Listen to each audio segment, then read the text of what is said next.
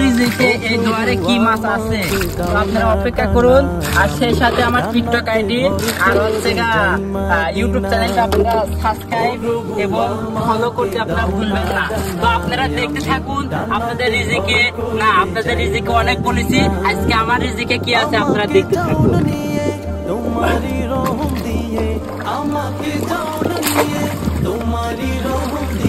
wow wow